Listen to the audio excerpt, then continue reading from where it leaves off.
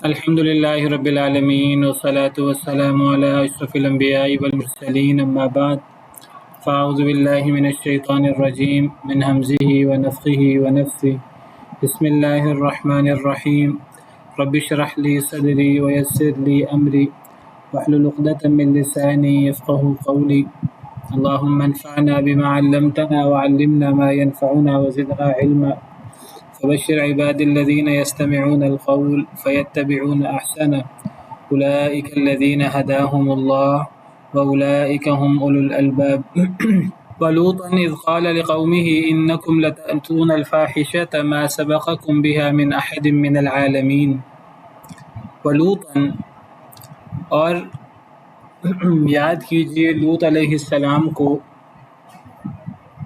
ولوطا یعنی وذکر لوطن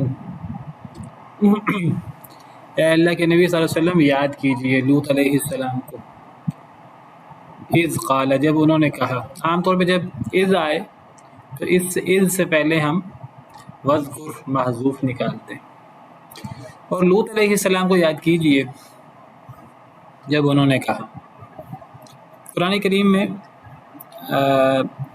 اللہ تعالیٰ کی طرف سے احکامات آیات نازل ہو رہی ہوتی ہیں تو پھر نبیوں کا قصہ شروع ہو جاتا ہے. اس سے بہت سارے فوائد اللہ رب العالمین حکمت کی چیزیں سابقہ امتوں کی سابقہ نبیوں کی اللہ تعالیٰ بتاتے ہیں. تو کئی نبیوں کا قصہ شروع ہوتا ہے. تو یہاں اب سورہ عنکبوت میں یہ تیسرا قصہ ہے. پہلے کون سے دو قصے بیان ہوئے ہیں جو پچھلے ہمارے ابراہیم علیہ السلام، نوح علیہ السلام کے جی پہلے نوح علیہ السلام کا قصہ بیان ہوا ہے. پھر اس کے بعد سیدنا ابراہیم علیہ السلام کو کچھ تفصیل سے ہم نے قصہ پڑھا.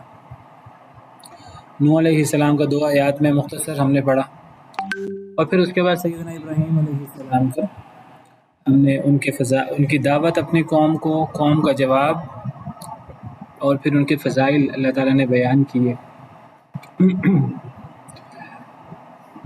اگرچہ ہم نے ضمن سیدنا لوط علیہ السلام کا ذکر پڑھا ہے پیچھے سیدنا ابراہیم علیہ السلام کے قصے میں، وہ اس طرح پڑھا ہے کہ سیدنا لوط علیہ السلام اکیلے شخص تھے جو سیدنا ابراہیم علیہ السلام پر ایمان لائے.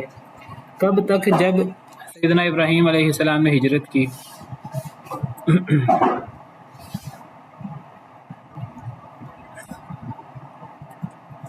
باقی سیدنا ابراہیم علیہ السلام پر حضرت سارہ بھی ایمان لائی تھی. حضرت ہاجرہ حضرت سارہ کی لونڈی تھی. حضرت سارہ نے سیدنا ابراہیم علیہ السلام کو دے دی. سیدنا ابراہیم علیہ السلام نے شادی کر لی ان سے پھر حضرت اسماعیل علیہ السلام پیدا ہوئے تھے. حضرت سارہ علیہ السلام نے خود حضرت ابراہیم علیہ السلام کو حضرت ہاجر پیش کی تھی، لیکن بعد میں جب حضرت سارہ سے اولاد نہیں ہوئی، حضرت ہاجر سے اولاد ہو گئی سیدنا اسماعیل علیہ السلام. حضرت سارہ علیہ السلام کو غیرت آئی. اللہ کو پتہ ہے کیا معاملات پیش آئے کہ اللہ کے حکم سے سیدہ ہاجر کو سیدنا اسماعیل علیہ السلام جو پیدا ہو چکے تھے ان کو جو مکہ تھا، جو بیت اللہ جو گر چکا تھا، اس کی جگہ وغیرہ طے تھی، تو اس کے قریب اللہ کے حکم سے سیدنا ابراہیم علیہ السلام چھوڑ آئے حضرت ہاجر کو. وہاں نہ بندہ نہ بندے کی ذات، نہ کوئی جانور، نہ کوئی چرند پرند، نہ کوئی پانی، تحد نگاہ میدان ہی میدان. اللہ کے حکم سے سیدنا ابراہیم علیہ السلام چھوڑ آئے اللہ پر اعتماد کرتے ہوئے، اللہ پہ توکل کرتے ہوئے. سیدہ ہاجر نے بھی جب ان کو پتہ لگا کہ اللہ کا حکم ہے تو وہ کہنے لگیں کہ اللہ ہمیں ضائع نہیں کریں گے. یہ باتیں موجود ہیں احادیث مبارکہ میں. تو آخر کار جب پیاس لگی، پہلے تو حضرت اسماعیل علیہ السلام دودھ پیتے رہے، لیکن جب ان کو شدید پیاس لگی وہ رونا شروع ہوئے، بلکنا شروع ہوئے. حضرت ہاجر کبھی صفا پہاڑی پر کبھی مروہ پہاڑی پر 7 چکر لگائے انہوں نے، جن کی یاد کے لیے حج میں، عمرہ میں طواف کے ساتھ صفا مروہ کی سعی کی جاتی ہے، اسی انداز سے بھاگ کر. اور حضرت سارہ حضرت ہاجر تو دونوں پہاڑیوں پر چڑھ کر دیکھتی تھی کہ دور سے کوئی اللہ کا بندہ نظر آ جائے، جس سے کوئی پانی وغیرہ کچھ لیا جائے، کہ پانی کا انتظام کیا جائے. بہرحال حضرت اسماعیل علیہ السلام ایڑیاں رگڑ رہے تھے، پاؤں مار رہے تھے زمین پر. اللہ کے حکم سے سیدنا جبریل امین علیہ السلام نے پر مارا یا جو بھی ہوا، تو وہاں زمزم جاری ہو گیا، مقدس بابرکت پانی جو آج تک جاری ہے، اور یہ جاری رہے گا اللہ کے فضل و کرم سے.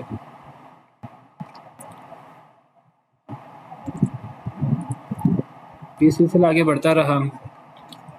حضرت اسماعیل یہ عرب میں ہی پھر رہے، حضرت اسحاق، حضرت سارہ وہ فلسطین میں، وہاں پھر حضرت یعقوب اور پھر وہ آگے نسل فلسطین میں چلی، اور سیدنا اسماعیل علیہ السلام کی اولاد وہ پھر آگے عرب میں وہ پھیلی. تو شروع میں حضرت لوط علیہ السلام ہی ایمان لائے تھے، یہ ہم نے ضمناً پڑھا ہے پیچھے. اب سیدنا لوط علیہ السلام کا الگ سے ذکر ہو رہا ہے. اللہ فرماتے ہیں اور لوط علیہ السلام کو یاد کیجئے اے نبی صلی اللہ علیہ وسلم. لوط سیدنا لوط علیہ السلام کا نام ہے، بابرکت نام ہے، مقدس نام ہے، اور ہمیں اسے مقدس ہی سمجھنا چاہیے. اور جس طرح دیگر انبیاء کے ناموں پر ہم اپنے بچوں کے نام رکھنے کی کوشش کرتے ہیں، شوق رکھتے ہیں، تو اسی طرح میں ذکر کر رہا تھا جس طرح ہم دیگر انبیاء کرام علیہم السلام کے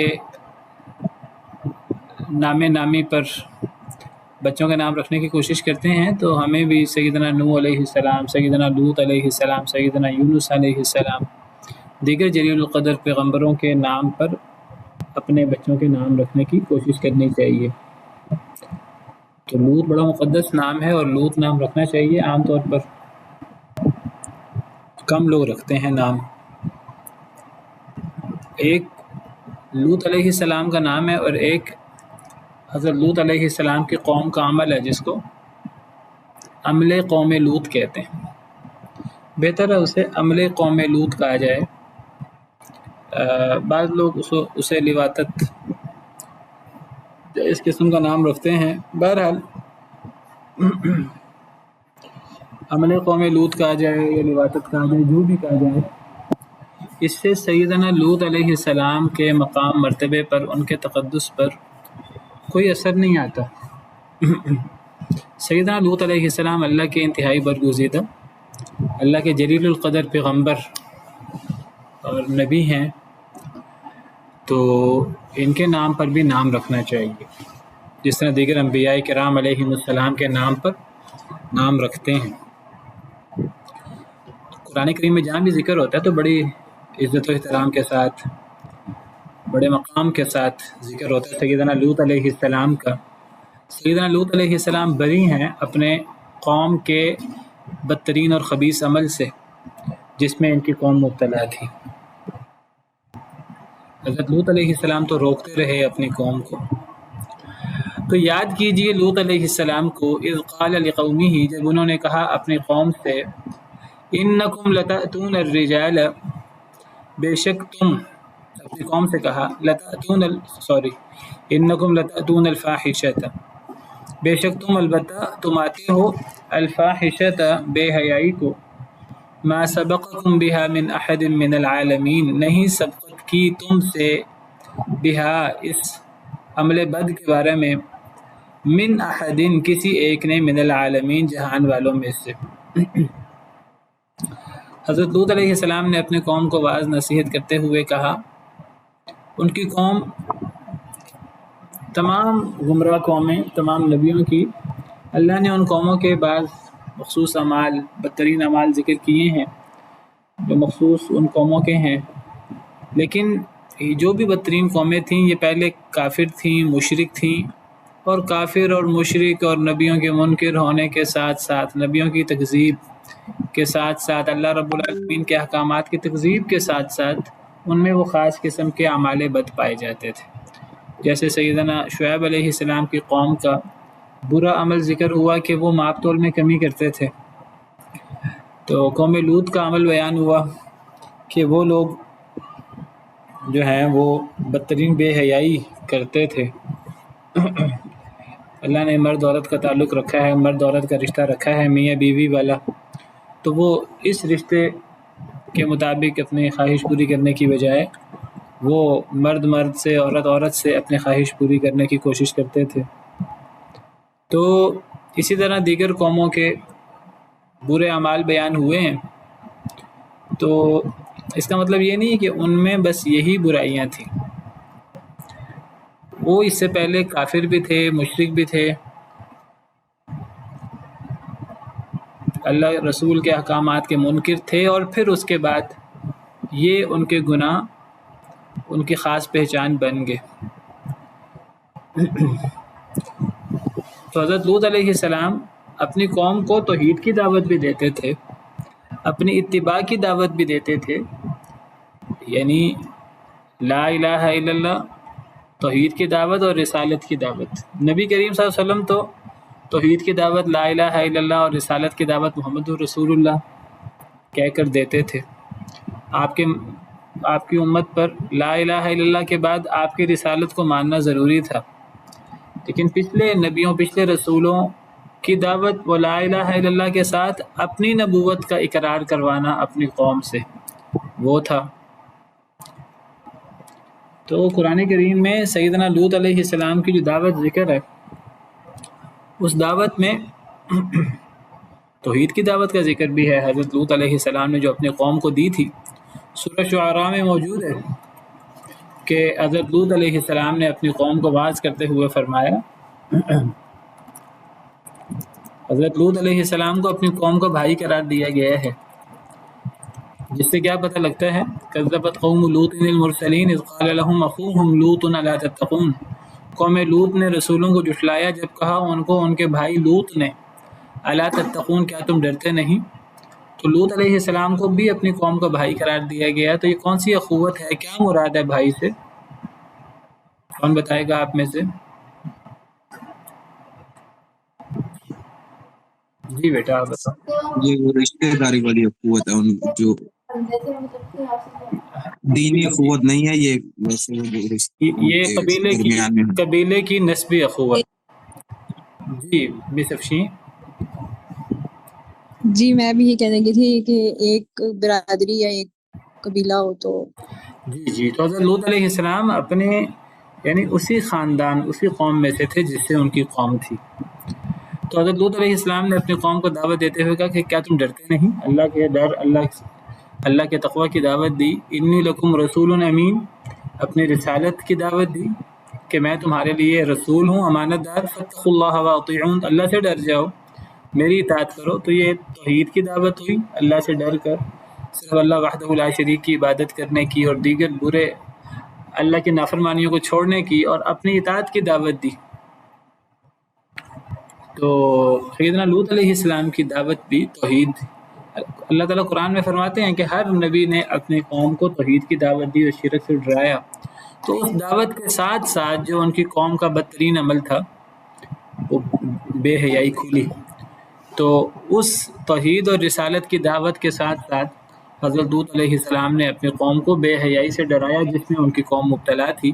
تو کہنے لگے، اور یاد کیجئے لوط علیہ السلام کو جب انہوں نے کہا اپنی قوم سے، انکم لتأتون الفاحشۃ، بے شک تم البتہ تم آتے ہو بے حیائی کو، ما سبقکم بها من احد من العالمین، نہیں سبقت کی تم سے اس بے حیائی کے بارے میں کسی ایک نبی جہان والوں میں سے. تم ایسا بدترین کام کرتے ہو اپنے کفر و شرک کے علاوہ بے حیائی کا، کہ ایسی بے حیائی تو تم سے پہلے کبھی کسی قوم نے بحثیت مجموعی سے اختیار نہیں کیا. تم پہلے لوگ ہو جنہوں نے اس کو اختیار کیا ہے.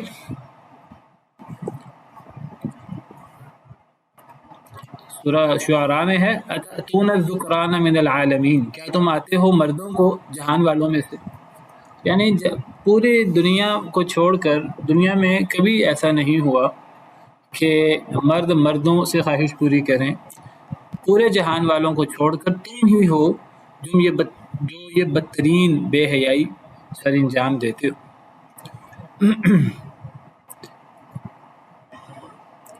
تو یہاں بے حیائی سے مراد یہی بے حیائی ہے جس کو ہم جنس پرستی کہتے ہیں. اِنَّكُمْ لَتَأْتُونَ الرِّجَالَ وَتَقْطَعُونَ السَّبِيلَ وَتَأْتُونَ فِي نَادِيكُمُ الْمُنْكَرَ. کیا بے شک تم البتہ آتے ہو مردوں کو، تم یعنی اے مردوں تم مردوں کو ہی آتے ہو اور مردوں سے ہی تم خواہش پوری کرتے ہو. وَتَقْطَعُونَ السَّبِيلَ اور تم رستے کاٹتے ہو. وَتَأْتُونَ فِي نَادِيكُمُ الْمُنْكَرَ اور تم آتے ہو اپنی مجلسوں میں منکر کو.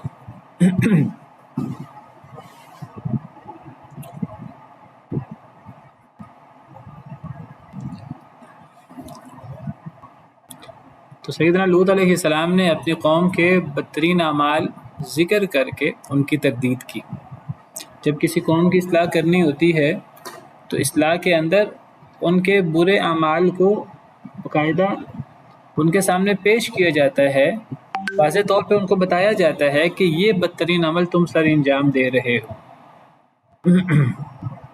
حضرت لوط علیہ السلام نے کسی قسم کی ملامت کرنے والے کی ملامت سے وہ نہیں ڈرے اور ببانگ دہل اپنے قوم کے بد فعل کا ذکر کیا. کسی قسم کی مداہنت وغیرہ کا مظاہرہ نہیں کیا. بڑا مشکل ہوتا ہے جب نبی اکیلا ہو، دعوت دینے والا اکیلا ہو، وہ کسی کی کمی کوتاہی بیان کر رہا ہو تو وہ ببانگ دہل صرف اللہ سے ڈرے، لوگوں سے نہ ڈرے اور لوگوں کو باقاعدہ روکے ان کے برے عمل سے. اکیلا نبی ہو، ایک شخص ہو یا تھوڑے لوگ ہوں، وہ زیادہ لوگوں کو حق کی دعوت دیں اور زیادہ لوگوں کو ان کی برائی واضح کر کے بتائیں تم یہ غلط کام کرتے ہو. بڑا مشکل ہوتا ہے. اصل میں کسی کو نیکی کا حکم دینا آسان ہوتا ہے، لیکن کسی کو برائی سے روکنا اور باقاعدہ بتانا کہ تمہارے اندر یہ والی برائی موجود ہے، یہ بڑا مشکل ہوتا ہے. دو چیزیں ہیں، ایک کو امر بالمعروف کہتے ہیں، ایک کو نہی عن المنکر کہتے ہیں. امر بالمعروف ہمیشہ آسان ہوا کرتا ہے، نہی عن المنکر ہمیشہ نسبتاً مشکل ہوا کرتا ہے. امر بالمعروف کیا ہے اور نہی عن المنکر کیا ہے؟ کوئی آپ میں سے مثال سے سمجھائے، مثال سے بتائے. امر بالمعروف کیا ہے جو نسبتاً آسان ہے اور نہی عن المنکر استاد مشکل ہے. جی کو نماز کا کہیں کہ آپ 5 وقتہ نماز پڑھیں، آپ لوگوں کے ساتھ حسن سلوک کریں، وہ جو ساری باتیں نیکی کی ہم ان کو بتائیں اس طریقے سے نا کہ وہ سن کے ہاں کرتا رہے گا. لیکن اگر ہم یہ کہیں کہ جی آپ بینک میں کام کر رہے ہیں، آپ اس میں سود لے رہے ہیں، یہ کام ٹھیک نہیں ہے، شریعت کے خلاف ہے، تو ایک تو ہمارے اندر یہ ہمت ہی نہیں پیدا ہوتی کہ ہم یہ کہیں، کیونکہ فوراً اس کے چہرے کے تاثر سے ہم کہتے ہیں بھائی ہم نے تو کچھ غلط ہی بول دیا یا کہ کوئی اور غلط کام کر رہے ہیں، ہم اس کا ہاتھ روکے. زبان سے کہنا بھی مشکل لگتا ہے، ہاتھ روکنا اور ایون خونی تو بڑا مشکل ہوتا ہے. ایسا لگتا ہے کہ زبان بس کھچ گئی ہے، نہیں کہہ سکتے ہم اس کو. یا جو بے حیائی کے کام ہو رہے ہیں کسی کو ہم بتائیں تو وہ بڑی مشکل سے وہ بات ہوتی ہے. لیکن یہ کہنا کہ آپ نماز پڑھیں، روزے رکھیں، زکوٰۃ دیں، حج کر، یہ آسان ہے. بالکل ٹھیک ہے. یعنی اصل میں جو معروف کا حکم دینا نا، یہ زیادہ تر ایک عمومی چیز ہو جاتی ہے. اور دیکھیے آج مسلمان آپ کفار سے کہیں نا کہ سچ بولنا چاہیے، انصاف کی بات کرنی چاہیے، ہمیں اچھے کام کرنے چاہیے، ہمیں صرف دنیاوی مفادات سامنے نہیں رکھنے چاہیے کہ ہم حلال حرام کی پرواہ کیے بغیر بس پیسہ کمائیں، میٹیریلزم. تو امر بالمعروف اور نہی عن المنکر کی تو عام طور پر امر بالمعروف جو ہے نا، یہ عمومی چیزیں ہوتی ہیں اور ایسی چیزیں ہوتی ہیں اس سے کوئی بھی انکار نہیں کرتا. یعنی بدترین سے بدترین شخص بھی عام طور پر امر بالمعروف کا انکار نہیں کرتا. لیکن جب ہم نہی عن المنکر کہتے ہیں تو عام طور پہ وہ اسپیسیفک ہو جاتا ہے. نہی عن المنکر یہ نہیں ہے، وہ بھی عمومی چیز کہ جی ہمیں جھوٹ نہیں بولنا چاہیے، ہمیں اللہ کے احکامات سے انکار نہیں کرنا چاہیے. جی استاد. جی جی تو میں بتا رہا تھا کہ نہی عن المنکر یہ عمومی نہیں ہوتا. اس میں اصل میں نہی عن المنکر یہ ہے کہ جس بندے میں جو کمی ہے باقاعدہ بتایا جائے کہ تم یہ کام صحیح نہیں کر رہے. یہ وہ اسپیسیفک ہو جاتا ہے. ایک بندہ شرک کر رہا ہے, مزاروں پہ جاتا ہے, غیر اللہ کی عبادت کرتا ہے, غیر اللہ سے مدد مانگتا ہے, غیر اللہ کے لیے ذبح کرتا ہے. نہی عن المنکر کیا ہے کہ اس کو بتایا جائے کہ تم مزاروں پہ جا کر یہ کام کر رہے ہو, یہ کام تمہارا صحیح نہیں ہے اسپیسیفک طور پہ. تو اس سے اگلا بندہ چڑھتا ہے اور اس سے اگلا بندہ غصے میں آتا ہے. سیدنا ابراہیم علیہ السلام نے اپنے باپ سے کہا کہ آپ بتوں کی عبادت کرتے ہیں تو بتوں کی عبادت چھوڑ دیں. اپنی قوم سے کہا, باقاعدہ بتوں وہ جاتے تھے جہاں بت ہوتے تھے, وہاں جا کر وہ کہتے تھے کہ بت کچھ نہیں کر سکتے. تو اگر آج لوگ غیر اللہ سے مانگتے ہیں تو باقاعدہ نام لے کر لوگوں کو بتانا چاہیے کہ تم رسول اللہ سے مدد مانگتے ہو, تم سیدنا علی رضی اللہ عنہ کو حاجت روا مشکل کشا سمجھتے ہو, تم سیدنا عبدالقادر جیلانی تم ان سے مدد مانگتے ہو, وہ مدد جو اللہ سے مانگی جا سکتی ہے. تو باقاعدہ اسپیسیفک طور پہ بتانا چاہیے لوگوں کو. یہ ہے نہی عن المنکر. جس طرح اصحاب السبت کے بارے میں کچھ لوگوں نے باقاعدہ اصحاب السبت کو کہا تم یہ جو ہیلا کر رہے ہو یہ ہیلا صحیح نہیں ہے, اللہ نے منع کیا ہے ہفتے کے دن تمہیں کاروبار کرنے سے, تو تم یہ جو ہیلا کر رہے ہو کہ ہفتے کے دن تم مچھلیوں کو اپنے چھوٹے تالابوں میں تم ان کو لے آتے ہو اور باقی دنوں میں شکار کر کے کہتے ہو کہ ہم نے تو ہفتے کے دن شکار نہیں کیا, کہ تم ہیلا کر رہے ہو, تمہیں یہ کام نہیں کرنا چاہیے. تو نہی عن المنکر میں اسپیسیفک طور پر بتایا جاتا ہے کہ تم یہ غلط کام کر رہے ہو. تو یہ کام ہمیشہ مشکل ہوتا ہے. عمومی بات تو بڑی آسان ہوتی ہے. عمومی طور پر کسی کو نیکی کا حکم دینا, عمومی طور پر کسی کو برائی سے روکنا, ڈھکے چھپے انداز میں اور نرم انداز میں کوئی چیز اسپیسیفائی نہ کی جائے. اگر ایک چیز اسپیسیفائی کر دی جائے تو وہ نہی عن المنکر ہے. بلکہ کئی دفعہ اس معنی میں تو امر بالمعروف بھی ایک لحاظ سے نہی عن المنکر بن جاتا ہے اگر آپ نومینیٹ کر دیں چیز کو.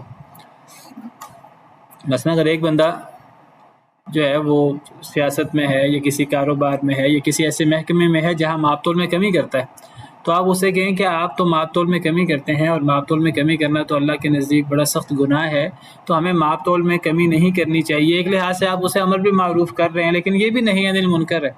یہ مشکل ہوتا ہے جہاں چیز اسپیسیفک ہو جاتی ہے. کہنے کو امر بالمعروف اور نہی عن المنکر ایک ہی چیز ہے. دیکھیں جب ہم کسی کو کہتے ہیں نماز پڑھو یا سچ بولو, گویا کہ ہم یہ ایک معنی میں امر بالمعروف ہے, ایک معنی میں نہی عن المنکر ہے. کیسے؟ وہ ایسے کہ جب ہم کسی سے کہتے ہیں نماز پڑھو تو گویا کہ ہم اسے کہہ رہے ہیں کہ آپ نماز نہیں پڑھتے تو آپ کو نماز نہ پڑھنے سے اپنے آپ کو روکنا چاہیے, آپ کو بے نمازی بننے سے بچنا چاہیے. کسی سے کہتے ہیں سچ بولو, گویا کہ ہم اسے دوسرے معنی میں نہی عن المنکر بھی کر رہے ہیں. ہم کیا کہہ رہے ہیں اس سے کہ جھوٹ مت بولو. لیکن جب آپ ڈھکے چھپے انداز میں بات کریں گے تو وہ کہنا آسان ہوتا ہے. وہ اگلا بندہ بھی آپ کے ہاں میں ہاں ملا رہا ہوتا ہے اور وہ اصل میں ستائش بہمی چل رہی ہوتی ہے. وہ کہتا ہے کہ جی ہمیں اچھا بننا چاہیے, دوسرا کہتا ہے ہاں جی ہمیں اچھا بننا چاہیے, ہم اچھے مسلمان ہوں. اس قسم کی بات تو ہمیشہ بڑی آسان ہوتی ہے. مسئلہ تب آتا ہے جب اسپیسیفک طور پر کسی کو ہائی لائٹ کر کے بتایا جاتا ہے کہ یہ کام صحیح نہیں ہے. وہ کام آپ نہی عن المنکر کے انداز میں کریں کہ امر بالمعروف کے انداز میں کریں, تو یہ ایک لحاظ سے آپ سمجھیے کہ یہ ہے نہی عن المنکر, جس میں باقاعدہ یعنی اگلے بندے کو بتایا جاتا ہے اس کی غلطی کی نشاندہی کی جاتی ہے.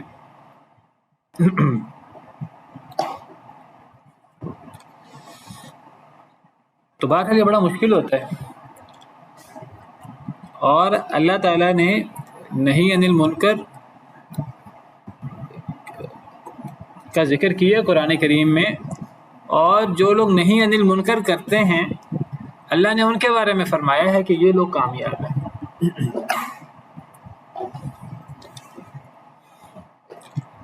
دیکھیے یہود کی اللہ نے مذمت کیا کی ہے؟ اللہ نے ان کو لعنتی قرار دیا ہے. لعن الذین کفروا من بنی اسرائیل علی لسان داود و عیسی ابن مریم، لعنت کر دی گئی ان لوگوں پر جنہوں نے کفر کیا بنی اسرائیل میں سے حضرت داؤد علیہ السلام کی زبان پر، حضرت عیسیٰ بن مریم کی زبان پر. وجہ کیا ہے؟ ذالک بما عصوا وکانوا یعتدون، اس لیے کہ وہ نافرمانیاں کرتے تھے اور وہ حد سے بڑھتے تھے. کانوا لا یتناہون عن منکر فعلوہ، وہ منکر سے روکتے نہیں تھے جس منکر کو وہ کرتے تھے. لبئس ما کانوا یفعلون، البتہ بہت برا تھا جو وہ کرتے تھے. تو یہاں ان پر لعنت کی گئی، اور لعنت کی وجوہات میں سے ایک وجہ یہ بیان کی گئی کہ وہ نافرمانی کرتے تھے، حد سے بڑھتے تھے، اور جو مزید وجہ بیان کی گئی خاص طور پر کہ وہ منکر سے روکتے نہیں تھے، نہی عن المنکر نہیں کرتے تھے اسپیسیفک طور پہ. تو بہرحال یہ بڑا مشکل ہوتا ہے. جب بھی آپ کریں گے تو بڑا ایک نرم مزاج کا بندہ جو ظاہر کرتا ہے جی میں بڑا نرم مزاج کا ہوں، تو وہ بھی غصے میں آ جاتا ہے، وہ بھی بحث و مباحثہ پر اتر آتا ہے. اسی طرح اصحاب سبت کا میں نے ذکر کیا ابھی کچھ دیر پہلے. تو اصحاب سبت کے بارے میں آتا ہے کہ جب اس قوم پر عذاب آیا اللہ کا، ان کو بندر اور سور بنایا گیا، تو اللہ تعالیٰ فرماتے ہیں کہ اس عذاب سے اللہ نے کن کو نجات دی؟ صرف ان کو نجات دی جو برائی سے روکتے تھے، نہیں عن المنکر کرتے تھے. یہ اصحاب سبت کا ذکر ہے. اور آگے ہے فلما نسوا ما ذکروا به انجینا الذین ینهون عن السوء، جب وہ بھول گئے جو انہیں نصیحت کی گئی تھی تو ہم نے ان کو نجات دی جو برائی سے روکتے تھے. تو برائی سے روکنے پر ایک انسان اللہ کی طرف سے جو عذاب آتا ہے تو اس پہ کون بچ پاتا ہے؟ دیکھیے 3 طرح کے لوگ ہوتے ہیں. اصحاب سبت میں بھی 3 طرح کے لوگ تھے. ایک وہ لوگ تھے جو یہ ہیلا کرتے تھے، دوسرے وہ لوگ تھے جو یہ ہیلا نہیں کرتے تھے لیکن وہ برائی سے روکتے بھی نہیں تھے، بلکہ جو برائی سے روکتا تھا اس کو وہ کہتے تھے کہ تمہیں ان کو برائی سے روکنے کی کیا ضرورت ہے، اللہ نے تو انہیں ہلاک کر ہی دینا ہے، تو تم انہیں کیوں نصیحت کرتے ہو؟ وَإِذْ قَالَتْ أُمَّةٌ مِّنْهُمْ لِمَ تَعِظُونَ قَوْمًا اللَّهُ مُهْلِكُهُمْ قَوْمًا اللَّهُ مُهْلِكُهُمْ أَوْ مُعَذِّبُهُمْ عَذَابًا شَدِيدًا. اللہ فرماتے ہیں تو تیسرے وہ لوگ تھے جو برائی سے روکتے تھے.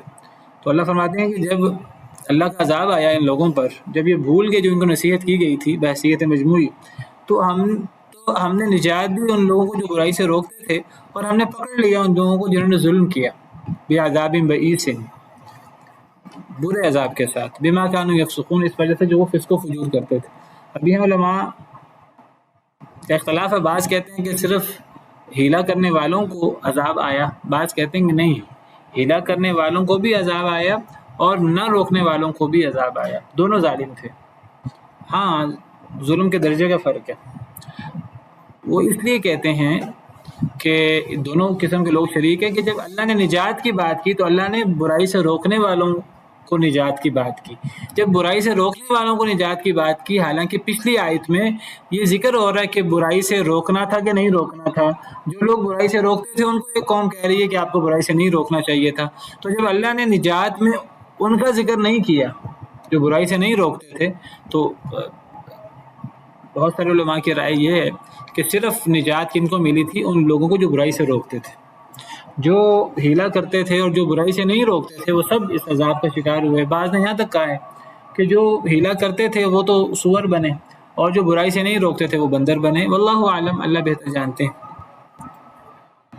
اللہ کو بہتر علم ہے. لیکن بہرحال امر بالمعروف اور نہی عن المنکر میں نہی عن المنکر بہت مشکل ہے. اسی لیے حدیث مبارکہ ہے من رأى منکم منکرا فلیغیرہ بیدہ، صحیح حدیث ہے، صحیح مسلم وغیرہ کی. تم میں سے جو شخص منکر کو دیکھے تو اس کو ہاتھ سے روکنے کی کوشش کرے. اسپیسیفک ہے. فَإِن لَّمْ يَسْتَطِعْ فَبِلِسَانِهِ، جو ہاتھ سے روکنے کی طاقت نہیں رکھتا. ہاتھ سے روکنے کی طاقت حکمرانوں کے پاس ہوتی ہے ملک میں، یا پھر گھروں میں، یا آفیسز میں باس کے پاس، یا والدین کے پاس، یا بڑے بھائیوں کے پاس ہوتی ہے ہاتھ سے روکنے کی طاقت. جو بندہ یہ کام نہیں کر سکتا پھر زبان سے روکے. زبان سے ہر کوئی روک سکتا ہے. علماء بھی روک سکتے ہیں معاشرے کی ساری برائیاں، لوگوں کو کہہ سکتے ہیں، اور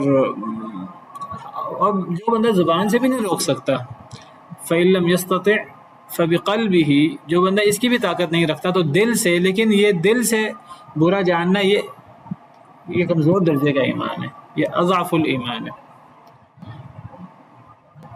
بہرحال یہ ایک ہلکے لیول کا ایمان ہے، لیکن بہرحال کم از کم یہ درجہ تو ایک ایمان والے میں ہونا چاہیے۔ اگر یہ درجہ بھی نہیں ہے کہ ایک بندہ برائی کو دل سے برا نہ جانے، اس کے پھر دل میں رائی برابر ایمان بھی نہیں ہے، وَلَيْسَ وَرَاءَ ذَلِكَ مِنَ الْإِيمَانِ حَبَّةُ خَرْدَلٍ، تو اس کے بعد تو پھر ایمان کا رائی برابر بھی لیول کسی کے اندر موجود نہیں رہتا جو برائی کو برائی نہ سمجھے۔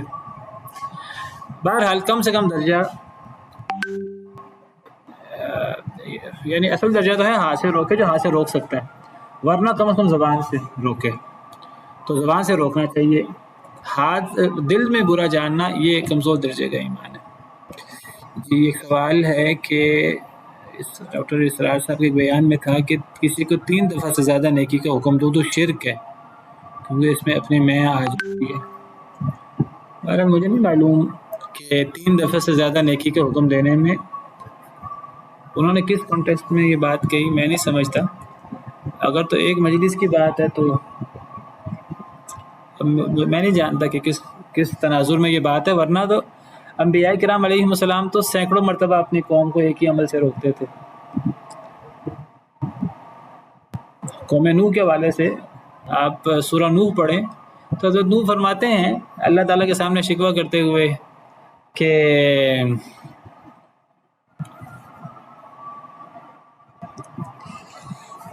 حضرت نوح کہتے ہیں کہ اللہ تعالیٰ میں نے اپنی قوم کو دن رات، کیا ہے قرآن کی آیت،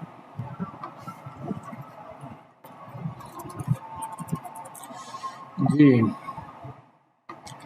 حضرت نوح علیہ السلام فرماتے ہیں قال رب انی دعوت قومی لیلا و نہارا، اے میرے رب میں نے تو اپنی قوم کو رات اور دن پکارا، اور میری دعوت نے ان کو فرار میں ہی اضافہ کیا، وہ منہ موڑ کے بھاگ جاتے تھے۔ وَإِنِّي كُلَّمَا دَعَوْتُهُمْ، میں نے جب بھی انہیں پکارا کہ تاکہ آپ انہیں معاف کریں، جعلوا اصابعهم فی اذانہم، انہوں نے اپنی انگلیاں اپنے کانوں میں کر دیں، واستغشوا ثیابہم، انہوں نے اپنے آپ کو کپڑوں سے ڈھانپ لیا، واصروا، اور انہوں نے اصرار کیا، واستكبروا استکبارا، بہت بڑا تکبر کیا، ثم انی دعوتہم جہارا، پھر میں نے انہیں بلند آواز سے دعوت دی، پیچھے دن اور رات دعوت دینے کی بات ہے، پھر علانیہ دعوت کی بات ہے، ثم انی اعلنت لهم واسررت لهم اسرارا، پھر میں نے ان کو علانیہ دعوت دی، پھر میں نے انہیں پوشیدہ دعوت دی، فقلت استغفروا ربکم انہ کان غفارا۔ تو اب یہ تناظر دیکھنا ہوگا کہ وہ کس تناظر میں ڈاکٹر صاحب بات کر رہے ہیں، ورنہ تو بار بار منع کرنا پڑتا ہے۔ جی مصر جی میں نے نا ان کے بیان میں سنا تھا، وہ مدد کے بارے میں کہہ رہے تھے ایک بیان میں نا کہ اگر کسی سے 3 بار مدد مانگو اسی شخص سے تو پھر شرک ہو جاتا ہے، شاید غالباً سمجھنے میں کچھ غلطی لگی ہو۔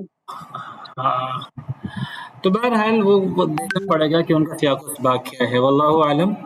تو بار بار روکنا پڑتا ہے۔ دیکھیے ہم اپنے بچوں کو گھر میں، آپ وہیں سے سمجھیے، بچے نماز میں کوتاہی کرتے ہیں، دیگر معاملات میں کوتاہی کرتے ہیں، کتنی دفعہ منع کرنا پڑتا ہے؟ تو بعض دفعہ ایک ہی مجلس میں کئی دفعہ منع کرنا پڑتا ہے۔ تو بہرحال اس کے پیچھے میں سمجھتا ہوں کہ نیت کاؤنٹ ہوگی، کہ ایک بندہ جو ہے وہ اپنی میں کے لیے اور اپنے آپ کو نیک ثابت کرنے کے لیے وہ روک رہا ہے کہ خلوص کے ساتھ روک رہا ہے، واللہ عالم۔ تو حضرت لوط علیہ السلام نے اپنی قوم سے کہا کہ بے شک تم البتہ آتے ہو مردوں کو اور تم کاٹتے ہو راستے کو، مردوں کو آتے ہو یعنی مرد مردوں کو آتے ہیں، اور تقطعون السبیل، راستے کو کاٹتے ہو۔ راستے کو کاٹنے سے مراد یعنی اس سے مراد یہ بھی ہو سکتا ہے کہ راستے محفوظ نہیں تھے، یعنی قوم لوط جو ہیں وہ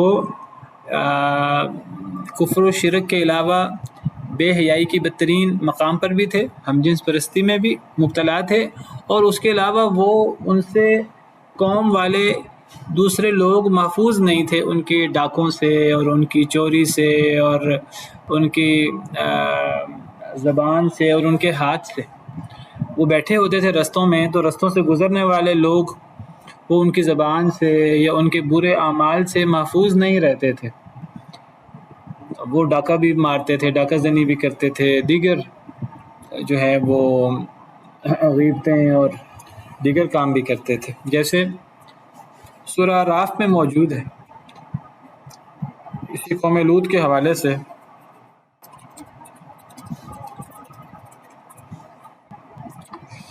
حضرت یہ تو ویسے قوم شعیب کے حوالے سے ہے، اچھا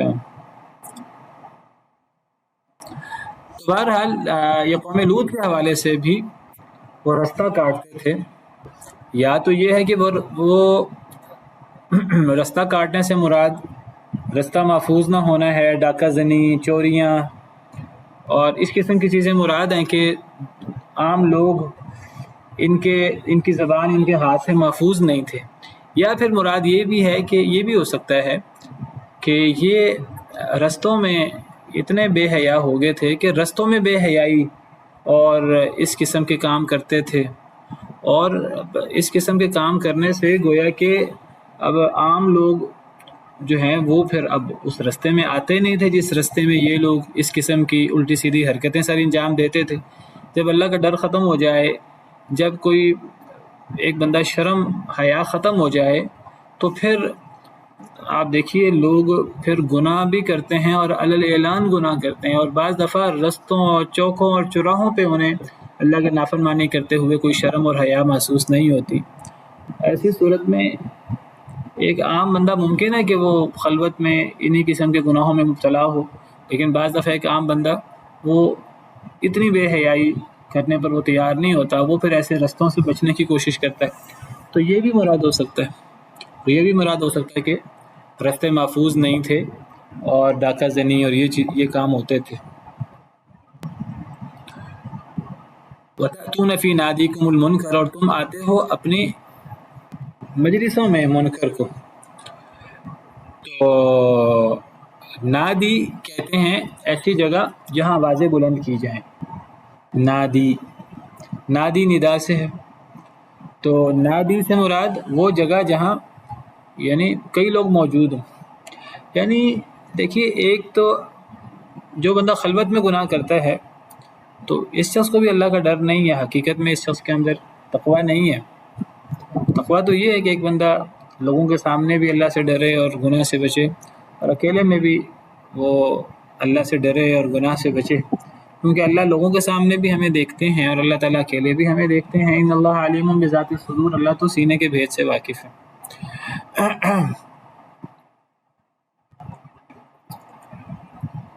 تو لیکن اس کے باوجود کچھ لوگ جو ہیں وہ اکیلے میں بعض دفعہ اس سے گناہ سرزد ہو جاتے ہیں، لیکن وہ لوگوں کے سامنے شرم کرتے ہیں۔ بہرحال ان میں ایک لحاظ سے خیر، کسی حد تک خیر موجود ہے کہ یہ ان کو کم از کم لوگوں کی شرم ہے، ان کو کم از کم یہ ہے کہ چلو ایک فلاں چیز گناہ ہے، وہ لوگوں کے سامنے یا علل اعلان گناہ کرنے سے بچتے ہیں، لیکن اکیلے میں بشری تقاضے کے تحت ان سے گناہ ہو جاتا ہے، وہ بھی صحیح نہیں ہے۔ لیکن بہرحال وہ نسبتاً بہتر ہیں ان لوگوں سے کہ جو اتنے دیدہ دلیر ہیں کہ کیا خلوت کیا جلوت، ان کو کوئی شرم و حیا نہیں ہے، اور وہ جس طرح خلوت میں گناہ کرتے ہیں اسی طرح جلوت میں بھی وہ گناہ کرتے ہیں، اور وہ علل اعلان اللہ کی نافرمانی کرتے ہیں۔ تو بہرحال یہ بہت بڑی نافرمانی کا درجہ ہے، کوئی بندہ علل اعلان اللہ رب العالمین کی نافرمانی کرے۔ حدیث مبارکہ میں آتا، صحیح حدیث ہے، نبی صلی اللہ علیہ وسلم نے فرمایا کل امتی معافن الا المجاہرین، میرا ہر امتی اس کو معافی مل سکتی ہے اگر وہ موحد ہو، شرک میں مبتلا نہ ہو، کوئی گناہ کرے اکیلے میں، معافی مل سکتی ہے، الا المجاہرین، سوائے ان لوگوں کے جو گناہ کرتے ہیں اور گناہ کر کے اس کا اعلان کرتے ہیں۔ علانیہ گناہ کرنے والوں کو عام طور پر معافی نہیں ملتی، یعنی وہ اتنے بے حیا اور اتنے بے شرم اور اتنے وہ بلنٹ ہو گئے ہیں، اللہ کا ڈر ختم ہو گیا ہے کہ خلوت تو خلوت، جلوت میں بھی اکیلے تو اکیلے، سب کے سامنے بھی انہیں گناہ کرتے ہوئے انہیں شرم و حیا محسوس نہیں ہوتی۔ سر میں کہہ رہی تھی کہ جیسے ٹیم بنی ہوئی ہوتی ہے نا فٹ بال کی، جیسے مانچسٹر سٹی ہے، برشلونہ ہے، ریئل میڈرڈ، ان کو بھی عربی میں نادی کہا جاتا ہے نا، جی باقاعدہ ایک گروپ بنایا ہوا ہے جو معاشرے میں مشہور ہے. ابھی جو مغربی ممالک میں باقاعدہ ان کے جو ہم جنس پرست ہیں، باقاعدہ ان کے گروپس بنے ہوئے ہیں جو علی الاعلان یہ کام کرتے ہیں. تو بالکل یہی بات ذہن میں آ رہی تھی کہ ہمارے معاشرے میں بھی پہلے تو چھپا چھپا چلتا تھا، لیکن اب ہم دیکھتے ہیں سوشل میڈیا پہ کہ ان کے جو ان کے حقوق کی بات کرنے والے باقاعدہ ایک جتھا بنایا ہے انہوں نے. اور پچھلے 1.5 مہینے پہلے کراچی میں باقاعدہ انہوں نے کلفٹن میں ایک بہت بڑا پروگرام رکھنا چاہا تھا. تو کافی سارے جو اہل علاقہ تھے انہوں نے پولیس کو اطلاع دی اور پھر منع کیا. اس کے باوجود انہوں نے اتنا شور مچایا کہ یہ ہمارے حقوق یہاں سلب ہو رہے ہیں. یعنی دیدہ دلیری ہمارے معاشرے میں بھی وہاں تک پہنچی ہے کہ باقاعدہ کلب کی صورت میں یہ سامنے آ رہے ہیں، نادی ان کے یعنی بنے ہوئے ہیں. میں بالکل یہی بات واضح کرنا چاہ رہا ہوں کہ دیکھیے اکیلے گناہ وہ بھی گناہ ہے، جلوت کا گناہ وہ بھی گناہ ہے، لیکن دونوں گناہوں میں میں اگر کہوں کہ زمین و آسمان کا فرق ہے تو یہ بات غلط شاید نہ ہو. دیکھیں اکیلے گناہ کے اندر ایک لحاظ سے نا گناہ میں کا ڈر اور گناہ کی شرم موجود ہے. دیکھیے اکیلے میں بھی گناہ نہیں ہونا چاہیے، لیکن دیکھیں انسان بندہ بشر ہے، بندہ بشر سے غلطی ہو جاتی ہے. اکیلے میں کوئی بندہ اس سے کوئی غلطی ہو جائے، کوئی گناہ ہو جائے، وہ یا گناہ کرتے وقت اسے دیکھیں جو بندہ علی اعلان گناہ کرتا ہے اس میں کیا ہوتا ہے، کہنے کو بہت زیادہ فرق نہیں ہے اس معنی میں اکیلے اور علانیہ گناہ کرنے میں کہ دونوں اللہ کے نافرمانی ہیں. لیکن جو بندہ اکیلے گناہ کر رہا ہے کم از کم اس کے گناہ سے دوسرے لوگ کو دعوت نہیں مل رہی. لیکن جو بندہ علی اعلان گناہ کرتا ہے، ایک تو یعنی وہ خود بھی گناہ کر رہا ہے، اور نمبر 2 کہ وہ گویا کہ صرف گناہ نہیں کر رہا، وہ شریعت کا مذاق اڑا رہا ہے، اللہ رسول کے احکامات کا مذاق اڑا رہا ہے. کہ دیکھیے ایک ہے کہ بندہ اکیلے چوری چھپے میوزک سن لے یا اس قسم کا کسی خرافات میں مبتلا ہو جائے. ایک ہے کہ ایک بندہ اگر اعلان میوزک لگاتا ہے اونچی آواز سے، وہ صرف خود وہ گناہ نہیں کما رہا، وہ دوسرے لوگ بھی اگر اس کا سن رہے ہیں اور اس سے وہ مزہ اٹھا رہے ہیں تو وہ ان کو اپنا گناہ میں ملے گا، یہ بھی ان کے گناہ میں شریک ہو گیا نا. تو علی اعلان گناہ میں بہت ساری چیزیں آ جاتی ہیں، اس میں دیدہ دلیری بھی آ جاتی ہے، اس میں گناہ کی دعوت بھی آ جاتی ہے، اس میں گناہ کو لوگوں میں پھیلانا اور گناہ کی یعنی جو خرابی ہے وہ لوگوں کی نظروں میں ہلکا کر دینا. دیکھیے ایک وقت تھا کہ جب بے پردگی نہیں تھی، جب اب دیکھیں اندر کھاتے انسان کے اندر کمی کوتاہی ہوتی ہے، جب یہ داڑھی کاٹنا مردوں میں اتنا عام نہیں تھا. لیکن اب جب یہ چیز معاشرے کے اندر اتنی عام ہو گئی ہے کہ ہر عورت ہی اگر بے پردگی کر رہی ہے، ہر مرد ہی اگر وہ شیو کر رہا ہے، تو گویا کہ یہ ایک دوسرے کو دعوت دے رہے ہیں. سب لوگوں نے ہی شلواریں مردوں نے ٹخنوں سے نیچے کی ہوئی ہیں، اور لباس بے حیا سے بے حیا ہوتا جا رہا ہے عورتوں کا، گلے ان کے جو ہیں وہ گہرے سے گہرے ہوتے جا رہے ہیں اور کپڑے تنگ سے تنگ ہوتے جا رہے ہیں. تو یہ جو اصل میں یہ دعوت بھی تو ہے نا، اور اللہ کی نافرمانی کو چٹکیوں میں اڑانا اور یہ سب چیزیں اس میں اصل میں اللہ کے احکامات کا مذاق، یہ سب چیزیں اس کے اندر آ رہی ہیں. تو یہ یعنی یہ تو علانیہ گناہ یہ معاف نہیں ہوتا. خلوت و گناہ شاید اللہ تعالیٰ توبہ کے بغیر بھی معاف کر دے، اللہ کے کام ہے، اللہ بہتر جانتے ہیں. علانیہ گناہ نہیں معاف ہوتے. کل امتی معافا الا المجاہرین. اور جس طرح علانیہ گناہ جو ہیں وہ معاف نہیں ہوتے، اسی طرح علانیہ نیکی اس کے پر بڑا مقام ہے. ایک بندہ جو ہے نا وہ لوگوں کے سامنے نیکی کرنے سے شرماتا ہے، الگ نیکی کرتا رہتا ہے، لیکن لوگوں کے سامنے نیکی نہیں کرتا. ایک بندہ دیدہ دلیری کے ساتھ نیکی کرتا ہے. سیدنا عمر رضی اللہ عنہ مسلمان ہوئے حضرت حمزہ، تو صحابہ کہتے ہیں کہ ہم اسلام کو قوت ملی، انہوں نے کہا کہ جی ہم سب کے سامنے ہم نماز پڑھیں گے، ہم کوئی غلط کام کر رہے ہیں، ہم خانہ کعبہ میں نماز پڑھیں گے. تو دیکھیے نا یہ نیکی سے کیا ہوا، علی الاعلان نیکی کرنے سے پیچھے نیت کا عمل دخل ہے، اللہ کے لیے تھی وہ، لیکن ان کو یہ تھا کہ ہم کوئی غلط کام کر رہے ہیں، اگر لوگ مخالفت کریں گے تو کرتے رہیں. تو اسلام کو غلبہ ہوا اس سے، وہ ایک دعوت بھی ہے. ایک بندہ منہ سے دعوت نہ بھی دے، آپ جو ہے وہ شریعت کے مطابق داڑھی رکھیں، شریعت کے مطابق حجاب کریں، اور آپ ایک ایسے جگہ چلے جائیں جہاں بے حیائی ہو رہی ہے، لوگ ان چیزوں کا دھیان نہیں کرتے، آپ کا ایسی جگہوں پہ جانا ہی ایک دعوت ہے. آپ لباس کھلا ڈھلا پہنے شریعت کے مطابق، کسی جگہ پر لوگ لباس کا دھیان نہیں کر رہے، آپ کا یہ عمل کرنا ہی ایک کھلی دعوت ہے. لوگوں کو چڑ ہوتی ہے آپ کے اس سے، بلکہ اگر پابندی لگائی جائے کسی جگہ پر، کسی انسٹیٹیوٹ میں آج اتنے یہ بلنٹ ہو گئے ہیں، کسی انسٹیٹیوٹ میں پابندی لگائی جائے ڈریس کوڈ وغیرہ، تو یہ سارے چیخنا شروع کر دیتے ہیں اور اپنے حقوق کے نعرے لگانا شروع کر دیتے ہیں. تو یہ اصل میں برائی عام سے عام ہوتی جا رہی ہے. آپ دیکھیں ایک وقت تھا ہمارے اشتہارات، ان میں کسی قسم یعنی اتنی بے حیائی نہیں تھی ہمارے ڈراموں میں اور ٹی وی وغیرہ میں، فلموں میں، لیکن یہ سب چیزیں جو ہیں وہ جو بے حیائی سب کے سامنے ہوتی ہے تو بہت زیادہ نقصان کرتی ہے. اور جب ایک معاشرے میں ایک گناہ حد سے بڑھ جاتا ہے پھر اس میں چیزیں چوکوں چوراہوں پہ ہونا شروع ہو جاتی ہیں. یورپ میں پہلے یہ چیز ہوتی تھی، وہ تو بے حیا ہو گئے، ہم بھی اللہ معاف کریں ان کے نقش قدم پر سر پر دوڑ رہے ہیں اور اللہ کے غضب کا شکار ہو رہے ہیں. جی بیٹا. ارے بیٹا وہ نیت ہے نا، اگر وہ ریاکاری کے لیے کوئی کر رہا ہے تو وہ اس کو گناہ ملے گا، لیکن اگر یہ بندہ ریاکاری کے لیے نہیں کر رہا ہے تو علی اعلان نیکی پھر الگ خفیہ نیکی سے زیادہ بہتر ہو جائے گی. اللہ کے لیے کر رہا ہو تو علی اعلان نیکی، یعنی اب دیکھیں جس معاشرے میں لوگ عورتیں پردہ نہیں کرتی، اس معاشرے میں آپ حجاب کرو اور حجاب کر کے آپ کو کسی قسم کا کسی کا ڈر نہ ہو، آپ اپنے اوپر فخر کرتے ہوئے کہ جی ہم اللہ کے رسول کے اللہ اور اللہ کے رسول کے حکم پر عمل کرتے ہوئے ہم حجاب کر رہے ہیں، لوگ باتیں بناتے ہیں باتیں بنائیں. آپ کا صرف اچھا حجاب کر کے شریعت کے مطابق بازاروں میں کبھی جانا پڑے تو آپ چلے جائیں کسی ایسی جگہ پر مجلسوں میں جہاں عورتوں نے الٹے سیدھے کپڑے پہنے رکھیں، وہاں آپ حجاب کر کے چلے جائیں، لوگ آپ کو دیکھ کر ناک بو چڑھائیں گے، لیکن آپ کا ایسی جگہ پہ جانا ہی ایک دعوت ہے اگر آپ کی نیت خالص ہے تو. جی